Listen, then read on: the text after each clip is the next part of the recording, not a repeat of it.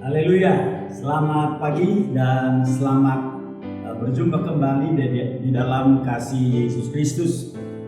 Saya berharap Bapak Ibu dan saudara-saudara semua di rumah masih tetap dalam keadaan sehat, sukacita, dan juga diberkati oleh Tuhan. Kembali di minggu ini kita akan mendengarkan firman Tuhan melalui rekaman ini. Namun saya percaya bahwa firman Tuhan tetap sama ketika kita mendengar di gereja atau melalui rekaman, firman Tuhan tetap sama. Mari kita berdoa sebelum kita memulai renungan ini. Bapa kami yang ada di dalam surga, kembali lagi di pagi hari ini kami mau membuka hati kami untuk mendengarkan firman-Mu.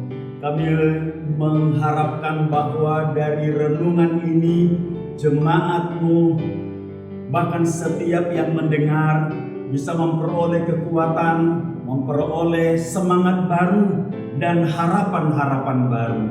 Berkatilah berita firman-Mu ini dari awal sampai pada akhirnya, di dalam nama Tuhan Yesus Kristus. Amin. Saudara-saudara, saya ingin membacakan firman Tuhan yang terdapat di dalam Mazmur 130. Mazmur 130 ayat 1 sampai ayat yang ke-8. Saya bacakan begini. Nyanyian ziarah dari jurang yang dalam, aku berseru kepadamu ya Tuhan. Tuhan, dengarkanlah suaraku. Berilah telingamu, menaruh perhatian kepada suara permohonan hamba-Mu, permohonanku ini. Jika Engkau ya Tuhan mengingat-ingat kesalahan-kesalahan, Tuhan, siapakah yang dapat tahan? Tetapi padamu ada pengampunan, supaya Engkau ditakuti orang. Aku menanti-nantikan Tuhan, jiwaku menanti-nanti, dan aku mengharapkan firman-Nya. Jiwaku mengharapkan Tuhan lebih daripada pengawal mengharapkan pagi, lebih daripada pengawal mengharapkan pagi. Berharaplah kepada Tuhan, hai Israel, sebab pada Tuhan ada kasih setia, dan Ia banyak kali mengadakan pembebasan. Dialah yang akan membebaskan Israel dari segala kesalahannya. Bapak, Ibu, dan saudara-saudara sekalian, jika para PNS atau karyawan berharap menerima gaji setiap bulan, itu karena mereka tahu bahwa negara atau perusahaan tempat mereka bekerja itu memiliki kekayaan.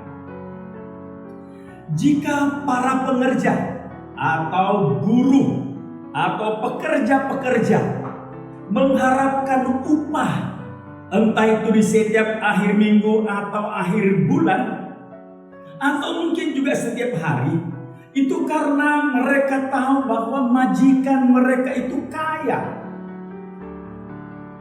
Dan kalau seorang pelajar atau mahasiswa yang tinggal di luar kota berharap tiap bulan menerima kiriman dari orang tua, itu juga karena mereka tahu bahwa orang tua mereka baik dan orang tua mereka cukup kaya.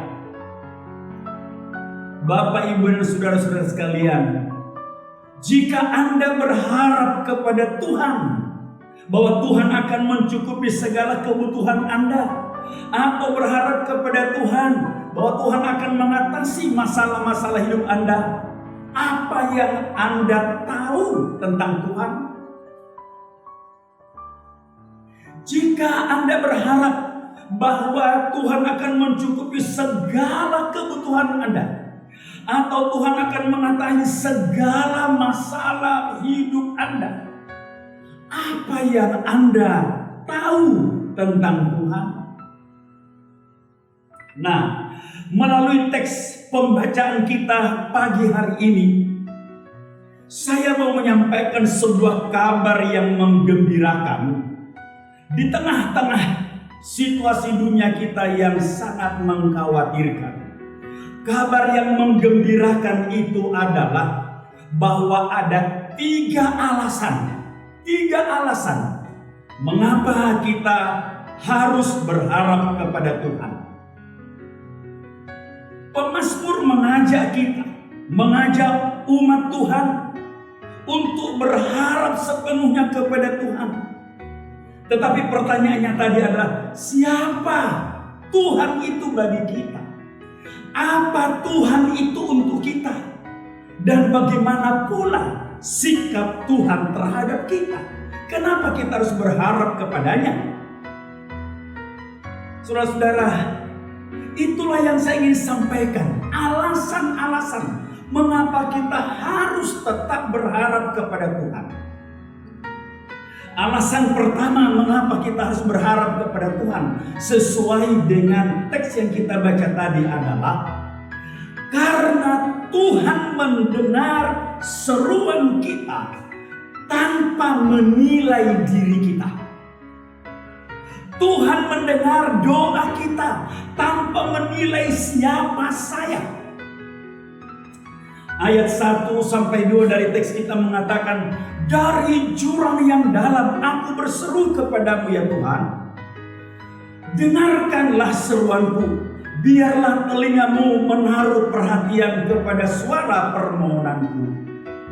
Daud menggambarkan dirinya, atau pemazmur menggambarkan dirinya sedang ada dalam sebuah jurang yang dalam. Jurang yang dalam itu seringkali adalah keadaan terpuruk karena jatuh akibat kesalahan.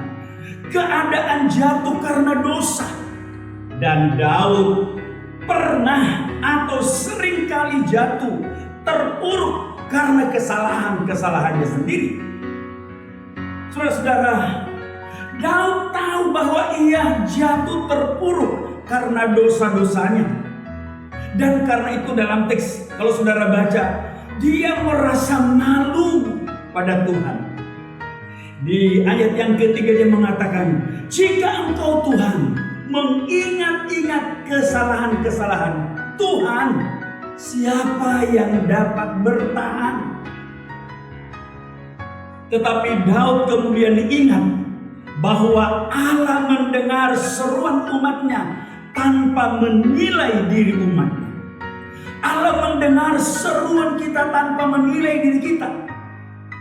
Daud bangkit kembali dan menaruh harapannya kepada Tuhan. Yunus dibuang dan tenggelam ke dalam dasar laut karena kesalahannya. Tetapi ketika ia berteriak dari dalam dunia orang mati, ternyata Tuhan mendengar. Dia mengatakan dalam Yunus pasal 2 ayat yang kedua, dari dalam kesusahan aku berseru kepada Tuhan. Dan dia menjawab aku, dari tengah-tengah dunia orang mati, aku berteriak dan kau dengarkan suaraku. Saudara-saudara sekalian, Allah mendengar jeritan-jeritan hati kita tanpa menilai atau mengukur kesalahan dan kebaikan kita. Allah mendengar seruan-seruan kita tanpa menghitung atau menimbang kesalahan-kesalahan atau kebaikan-kebaikan kita. Jika Allah menilai dulu baru menjawab doa atau menilai baru menjawab, maka doa dan harapan pemungut cukai si pendosa itu tidak akan pernah dijawab. Jika Allah menilai dulu baru menjawab, doa si penjahat di kayu salib tidak akan pernah didengar oleh Yesus. Tetapi haleluya, betapa beruntungnya kita, karena Allah kita mendengar jeritan kita, rintihan hati kita, seruan hati kita tanpa menilai saya baik atau buruk. Karena itu saya ingin mengatakan pada poin pertama, tetaplah menaruh harapan pada Tuhan. Karena Ia dengar doa kita, dengar harapan kita tanpa menilai atau mengukur diri kita. Bapak, Ibu, dan saudara-saudara sekalian, itu alasan pertama kenapa kita harus berharap kepada Tuhan. Alasan yang kedua adalah bahwa Tuhan itu bermurah hati tanpa syarat. Tuhan itu berkemurahan tanpa syarat. Perhatikan di ayat yang ketiga dan 4. Jika engkau Tuhan mengingat-ingat kesalahan-kesalahan Tuhan, siapa yang dapat tahan? Tetapi padamu ada pengampunan supaya engkau ditakuti orang. Daud sebenarnya malu untuk berdoa kepada Tuhan. Bahkan ia malu untuk berjumpa dengan Tuhan. Karena ia sadar bahwa dosa-dosanya terlalu banyak. Dosanya terlalu kotor. Daud tahu kesalahan-kesalahannya terlalu besar. Tapi seperti tadi bahwa kemudian Daud ingat bahwa Allah itu murah hati, bahwa Allah itu penuh belas kasihan, sehingga Ia mengampuni. Seperti yang dia katakan, tetapi padamu ada pengampunan. Selanjutnya Daud mengatakan dalam Mazmur 86 ayat yang kelima, sebab Engkau ya Tuhan baik dan suka mengampuni dan berlimpah kasih setia bagi semua orang yang berseru kepadamu. Nah, pada saat Daud menyadari bahwa Allah bermurah hati tanpa syarat, harapan Daud kepada Tuhan bangkit kembali. Daud mengajak Israel untuk menaruh harapan kepada Tuhan. Saudara-saudara, apa yang dia katakan di sini? Berharaplah kepada Tuhan, hai Israel, sebab pada Tuhan ada kasih setia. Sekali lagi, dia mengajak. Setelah Daud tahu Allah bermurah hati tanpa syarat, dia mengajak, ayo Israel, kita memang banyak salah, banyak dosa, tapi Allah bermurah hati tanpa syarat. Saudara-saudara, sering ada orang yang sangat yakin bahwa harapan dan doanya akan terkabul karena ia merasa dirinya memenuhi syarat, merasa dirinya cukup baik, merasa dirinya cukup bersih, merasa dirinya cukup rendah hati, atau merasa layak karena dia rajin berdoa, rajin berpuasa. Tidak seperti orang lain. Di sisi lain ada orang juga yang meremehkan doa dan harapan orang lain karena ia melihat atau menilai orang lain itu banyak kelemahannya, banyak kekurangannya. Orang lain itu kelihatan tidak rohani, orang lain itu tidak memenuhi syarat untuk menerima jawaban dari Tuhan.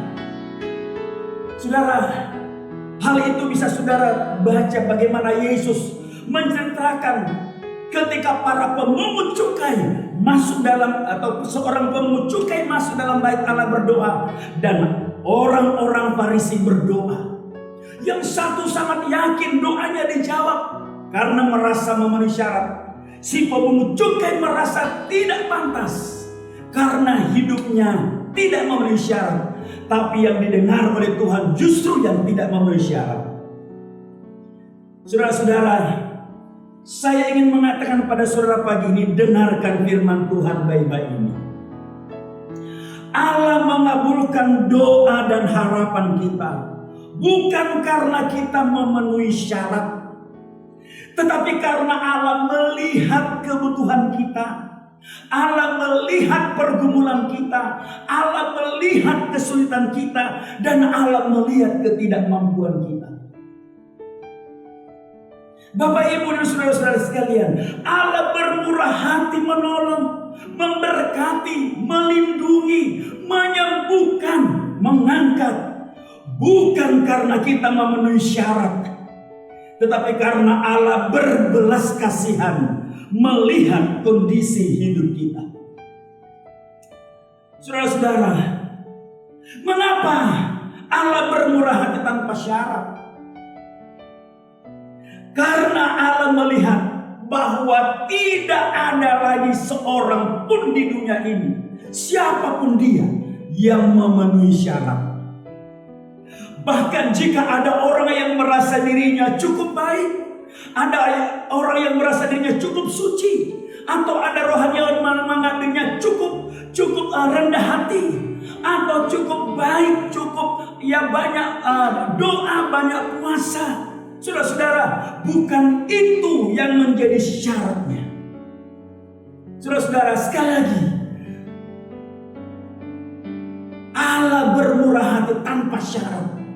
Karena tidak ada lagi satu orang pun di dunia yang memenuhi syarat. Saudara-saudara, pagi ini saya mau mengajak saudara, berharaplah kepada Tuhan. Bukan karena kita merasa cukup layak, atau karena kita pantas, atau karena kita memenuhi syarat. Berharaplah kepada Tuhan karena kita mengimani bahwa belas kasihan Allah itu besar dan Dia bermurah hati pada kita tanpa syarat-syarat. Mudah-mudahan poin kedua ini, saudara, membangkitkan harapan kita kembali. Jangan melihat kelemahan kekurangan saudara, lalu kemudian membatasi diri datang pada Tuhan. Jangan pula melihat diri saudara cukup baik, cukup memenuhi syarat, lalu Anda datang dengan penuh keyakinan pada Tuhan. Ingat, kemurahan Tuhan tanpa syarat. Saudara-saudara, itu sebuah kebenaran yang kekal. Sekarang alasan yang ketiga.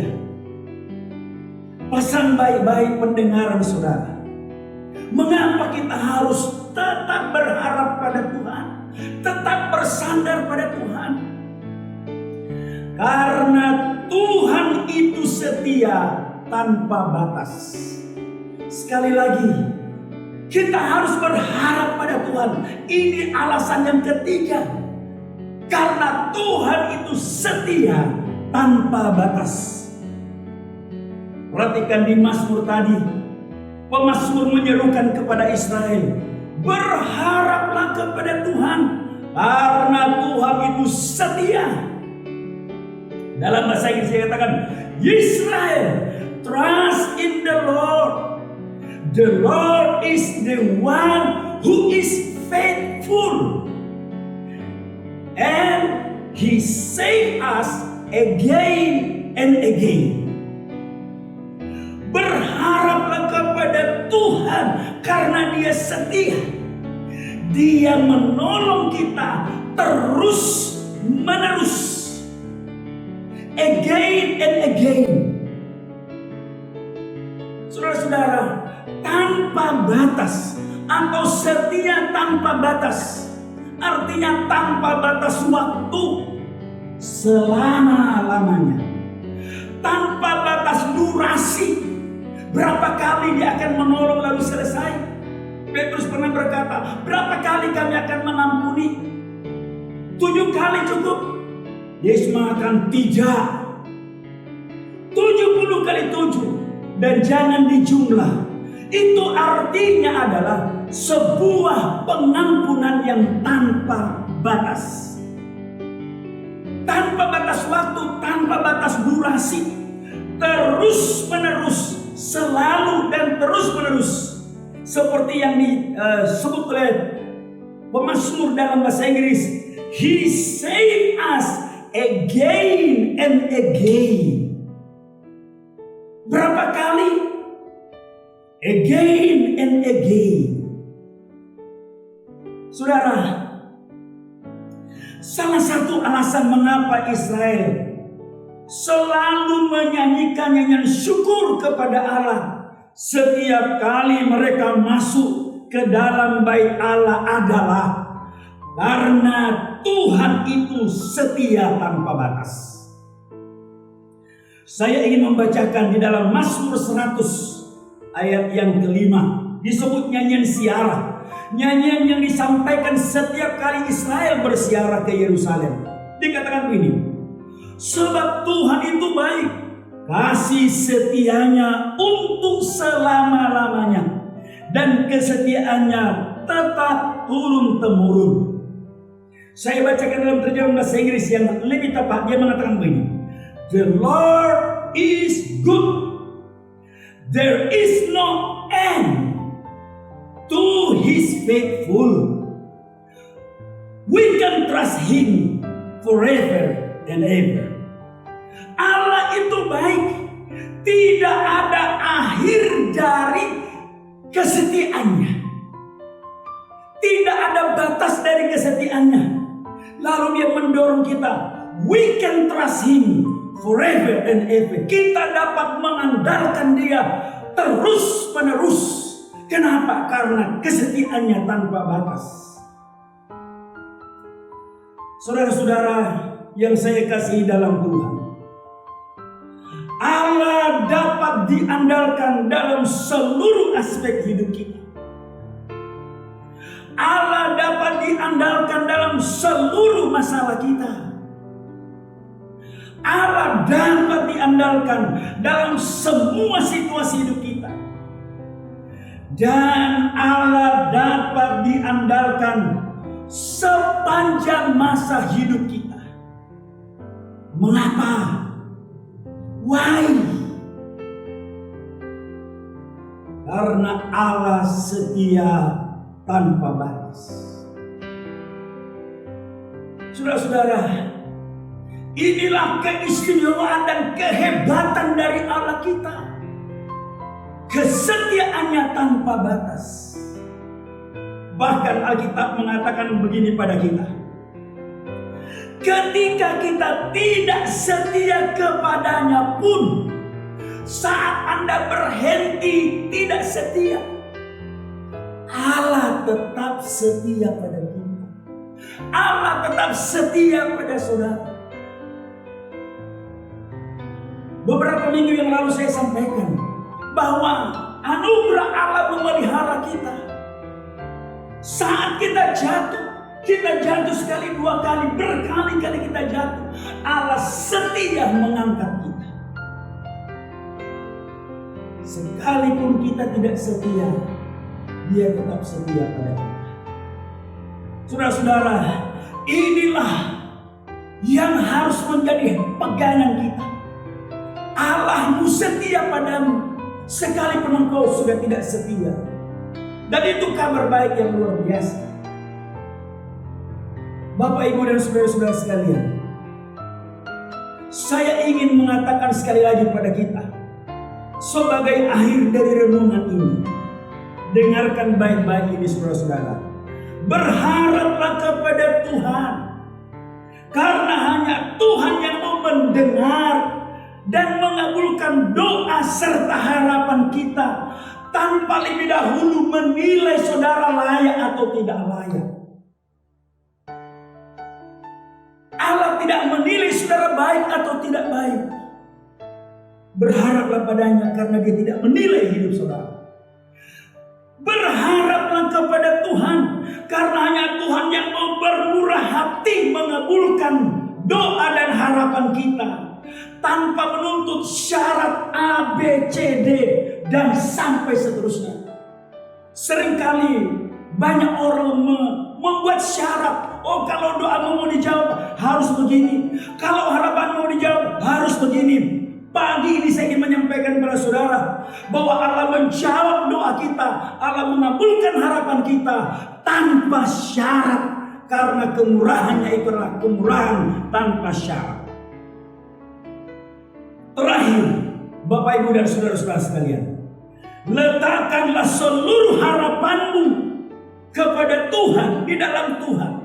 Karena hanya Dia yang mau menolong kita, yang mau membela saudara, yang mau menolong saudara, yang mau menghibur saudara, yang mau mendampingi saudara dengan kesetiaan tanpa ada batas. Saudara-saudara, mudah-mudahan minggu ini, sementara kita berada dalam situasi yang belum menentu, keadaan makin sulit, saudara-saudara, korban berjatuhan makin banyak, tapi berharaplah kepada Tuhan. Firman Tuhan ini kiranya memberkati kita semua. Renungkan dan pegang baik-baik.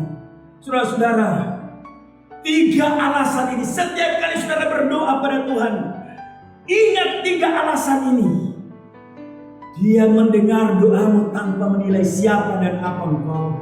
Dia mendengar doamu tanpa membuat syarat-syarat yang Anda harus penuhi. Dia mendengar doamu dan Dia dengar secara terus-menerus, setia tanpa batas. Amin. Tuhan memberkati kita semua.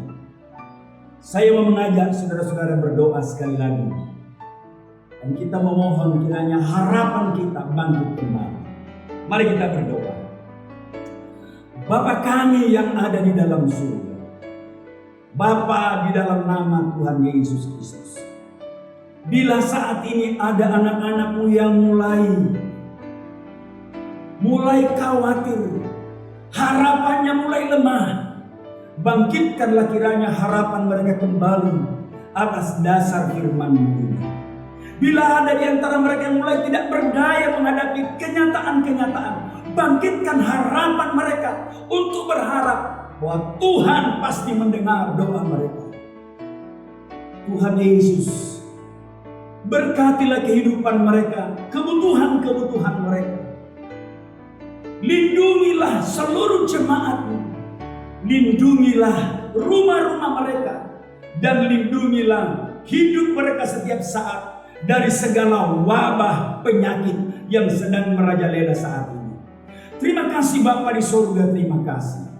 Kiranya berkat dari Engkau, berkat damai sejahtera, berkat keselamatan, berkat rezeki-Mu melimpah atas umat-Mu hari ini dan sampai selama-lamanya. Amin.